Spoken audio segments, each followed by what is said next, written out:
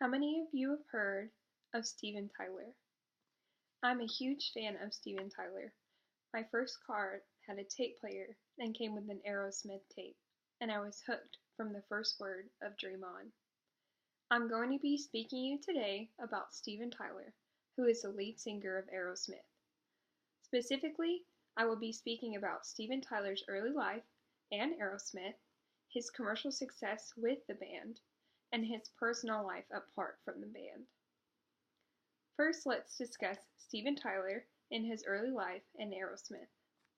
Steven Victor Tylercom, or better known as Steven Tyler, was born on March 26, 1948, in Yonkers, New York.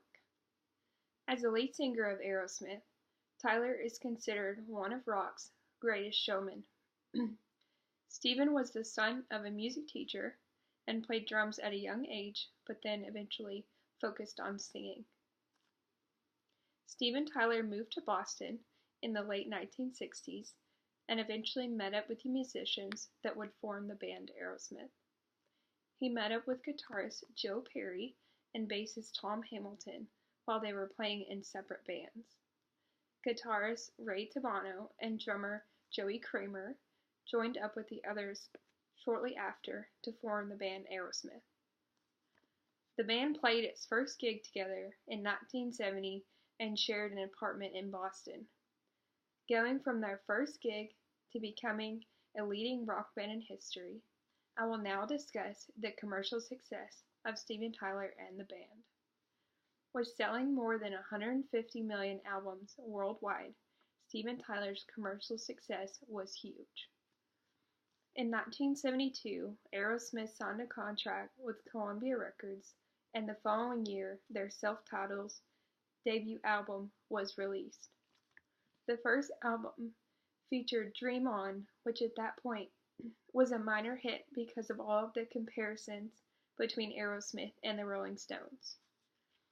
Their third album, Toys in the Attic, the band emerged as a leading rock group, showcasing their hard rock talents. The top hits were Sweet Emotion and Walk This Way.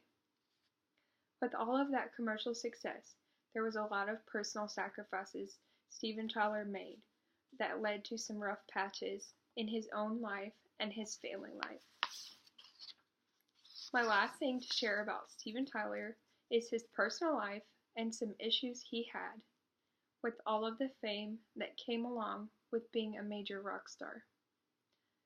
Tyler is the father of 4 children and was married several times. His children are Liv Tyler, Mia Tyler, and Chelsea and Taj Monroe. By the mid-1980s, Tyler had gone to rehab and got his act together after the band almost fell apart due to his drug use. His personal problems led the band astray, and it affected his creative abilities, and Aerosmith at that point was only a shadow of its former self. Once he got his act together, the band made a successful comeback when they released Do Looks Like a Lady and several other hit songs.